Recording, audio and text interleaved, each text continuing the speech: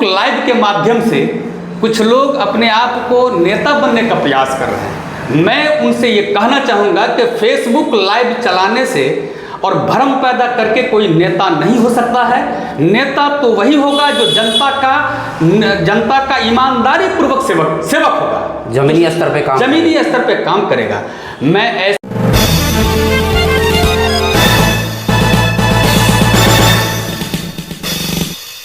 अभी आप देख रहे हैं न्यूज ऑन बिहार 24.com और अभी इस वक्त हम मदना पंचायत के मदना के मुखिया जो हैं अफसाना खातून और मुखिया प्रतिनिधि वसीम अहमद साहब हैं हमारे साथ बैठे हुए और बात करेंगे कुछ असामाजिक तत्व जो पंचायत में अफवाह फैला रहा है और बार बार जो है मतलब हिंसा फैलाने की प्रयास किया जा रहा है पंचायत में। उसी बिंदु पर आज बात करने के लिए हम मुखिया अफसाना खातून और प्रतिनिधि जो है वसीम अहमद के बीच जो है बैठे हुए हैं और इसी पर जो है विचार विमर्श होगी।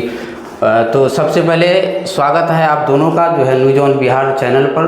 और वसीम साहब हम आपसे पूछेंगे कि कुछ असामाजिक तत्व द्वारा जो है पंचायत में बार बार हिंसा फैलाने की बात की जा रही है और तो ये कहाँ तक सत्य है, सो बताइए।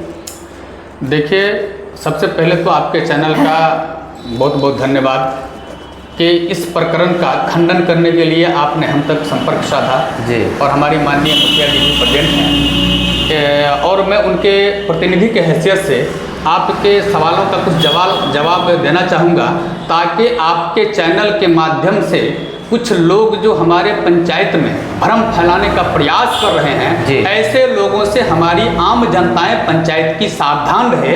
इसलिए मैं आपको तहे दिल से आपके चैनल का शुक्रिया अदा करना चाहता हूं।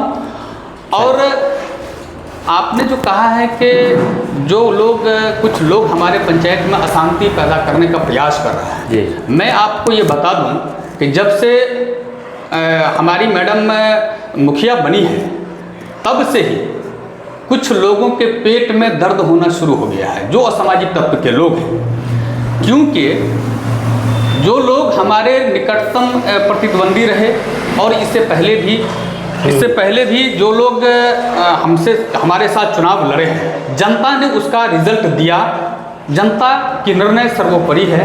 मैं कहना चाहूँगा कि ऐसे लोगों की अपनी हार, जनता ने जो डिसीजन दिया है उसको को दिल से स्वीकार करनी चाहिए, लेकिन वो दिल से स्वीकार करने के बजाय उसे ये जीत हजम नहीं हो रही है, वो उनकी हार हजम नहीं हो रही है। इसलिए वो हमारी पंचायत में अशांति भ्रम का माहौल पैदा करके अशांति फैलाना चाहता है और खास करके अपने आप को लोगों के बीच में चर्चा बने रहने की वजह से एक चैनल, एक फेसबुक लाइव के माध्यम से कुछ लोग अपने आप को नेता बनने का प्रयास कर रहे हैं। मैं उनसे ये कहना चाहूँगा कि फेसबुक लाइव चलाने से और भ्रम पैदा करके कोई नेता नहीं हो सकता है।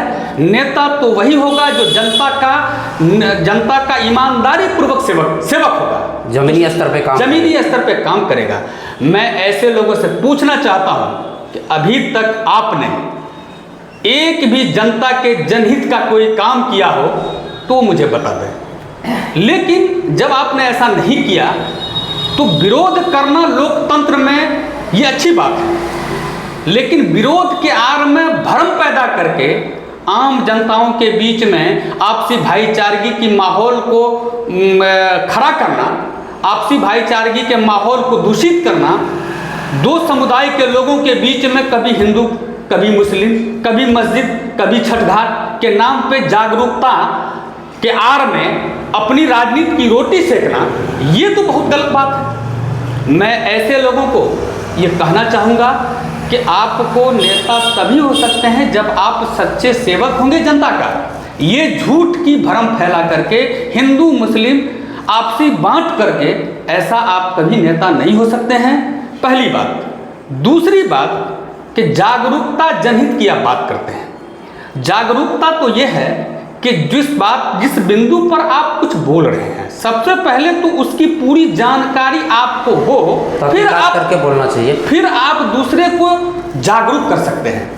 मैंने अभी तक जो देखा है और जो उनके ज़रिए से लाइव में बोला गया है, मैं कहता हूं कि बिल्कुल तथ्यहीन है और उसको जानकारी का अभाव है। जानकारी का अभाव के आड़ में कुछ से कुछ बक दिया जाना ये बिल्कुल गलत बात है। जैसे मैं इससे पहले आप देखे होंगे मेरे पंचायत में छोटी मस्जिद में छठ घाट के नाम पे किस तरह से लोगों को बरगलाने का प्रयास किया गया। मैं कहता हूं कि जिस बिंदु, अभी मैंने बोला है कि जिस बिंदु पे आप जानकारी दे रहे हैं, सबसे पहले उसकी आपको जानकारी होनी चाहिए। आपको तो मैंने आपके लाइव के माध्यम से मैंने देखा कि आप, इसका मतलब है कि आपको कुछ जानकारी है ही नहीं, कानूनी ज्ञान है ही नहीं, लोगों में सिर्फ भड़काने, लोगों में सिर्फ भड़काने का ज्ञान है, बाद बाकी लीगल पॉइंट पे आपको कोई जानकारी है ही नहीं। उनको लगता है कि यही फेसबुक से मुझे वोट मिल जाएगा, वोट मिल जाएगा, बस यही चीज है। अब मैं उसका खंडन करूंगा। जानकारी इसलिए नहीं है कि भारत सरकार की ई ग्राम स्वराज पोर्टल है, वो पूरे भारतवर्ष में कोई भी कहीं से भी ऑनलाइन देख सकता है। वो देख लिया जाना, उसके बाद उसकी पुष्टि होनी चाहिए कि इसका सरकारी गाइडलाइन क्या है। किसी भी ग्राम पंचायत में पहले प्रथम वित्तीय वर्ष में उसकी कार्य योजनाएं तैयार की जाती है। कार्य योजना में कोई भी ग्राम पंचायत 150वीं योजना को सूचीबद्ध किया जाता है। सूचीबद्ध होने के बाद फिर उसको आवंटन के आधार पे, प्राथमिकता के आधार पे उसमें से 2, 4, 5 राशि के अनुपात उसको जमीन पे क्रियान्वित किया जाता है। अब यहाँ देखिए कि मैं 2021 के 29 नवंबर को संभवतः मैडम का ये हुआ था शपथ ग्रहण।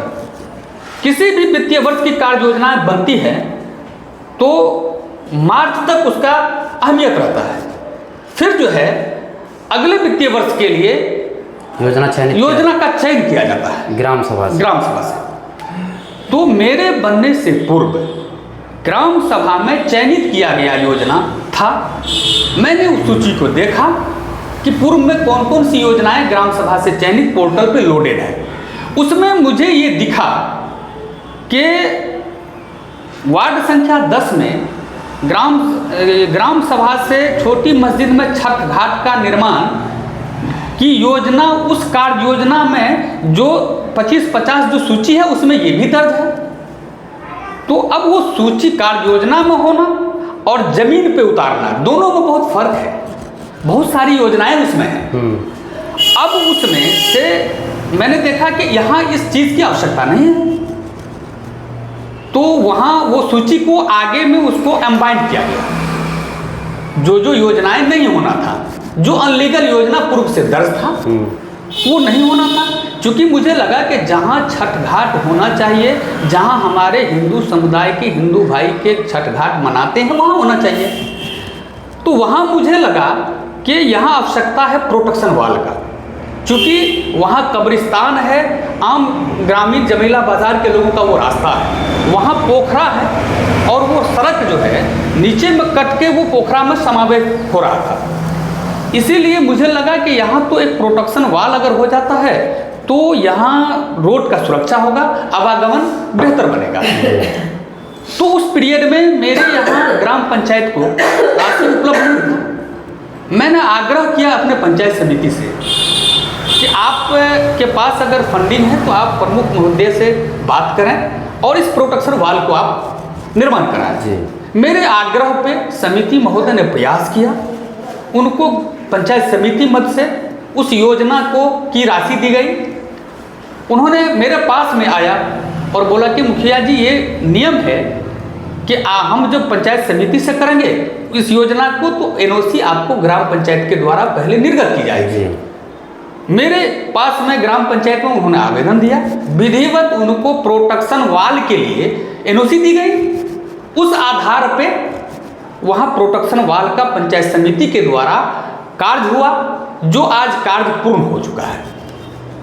लोगों ने जाके जिन किसी को देखना है या अभी भी किसी को भ्रम है, तो उस नाम पे जो लोगों को भड़काया गया है, अभी जा भी करके अभी भी उस नाम पर भड़काया जा रहा है कि यहाँ जो है छठ घाट बनाया गया है, जबकि छठ घाट नहीं है। उसको आंख में वो भी जाके देखता, उस पर वहाँ पर देख रहा है कि वहाँ की प्रोटेक्शन वाल बनाया गया है, लेकिन वो भी जो है उसको क्या लग रहा है नहीं लग रहा है पता नहीं, वो छठ घाट की नाम ले रहा है। उसको पता नहीं है कि पंचायत समिति का जो योजना है वो ई ग्राम पोर्टल पे लोड नहीं होता है, वो आपको पब्लिशली नहीं होता है उसका जो भी पंचायत समिति का योजना है, और ग्राम पंचायत का योजना है वो आपको ई ग्राम पोर्टल पे लोड होता है, इसलिए उसको नहीं दिख रहा है। उसको दिख रहा है कि ये छठ घाट है। अगर छठ घाट है तो उनको जांच करवाना चाहिए था इसको। निश्चित रूप से तभी मैंने कहा आपको कि जानकारी का अभाव की वजह से कुछ बोल करके लोगों में भ्रम पैदा कर दिया जाना, हिंदू समाज ये एक प्रमाण मैंने आपको बताया। हिंदू समाज में जाके जो है अफवाह फैला रहा है कि वहाँ पर छठ घाट बनाया जा रहा है, आप लोग के लिए बनाया जा रहा है। देखिए कई हिंदू समाज वहाँ पर आके जो है मतलब उस चीज़ को देखें, वो निर्माण कार्य को देखें। अगर वहाँ पर किसी तरह की बात हो जाती तो इसका फिर जिम्मेदार कौन होता? देखिए, जिस समय में उनके द्वारा इस पर लाइव दी गई थी और लोगों में ये बताया गया था, कई लोग हमसे जानकारी प्राप्त किए जी। तो मैं जानकारी उनको वास्तविकता की जानकारी जो अभी मैंने आपको बताया है, अपने पंचायत के हिंदू समाज के हमारे लोगों को मैंने जानकारी दिया गया मेरे स्तर से कि मामला ये है। इसलिए आपको एक दूसरे के भ्रम फैलाने वाले लोगों की बातों में नहीं जानी है, और मेरे पंचायत के अंदर है वो, आप जा करके आपको 10 मिनट लगेगा धरातल की जानकारी ले लें। लोगों ने गया और देखा, देखने के बाद लोगों ने कहा, मुझे क्लियर किया कि मुखिया जी अगर आप इस बात की जानकारी नहीं देते तो वास्तव में इनके भ्रम की वजह से लोग अंधकार में चला गया था, और अंधकार में जाने के बाद एक दूसरे समुदाय में आपस में टकराहट और अशांति पैदा हो सकती थी। तो उस पीरियड में भी मैंने इसको देखा था, इसीलिए मैंने ये कहा कि जानकारी का अभाव। तो जानकारी के अभाव में ऐसी बातें समाज के बीच नहीं लानी चाहिए जिससे यहाँ दो समुदाय में आपसी टकराव हो जाए और अपनी रोटी सेकें हम। ये तो बहुत अच्छी बात नहीं है।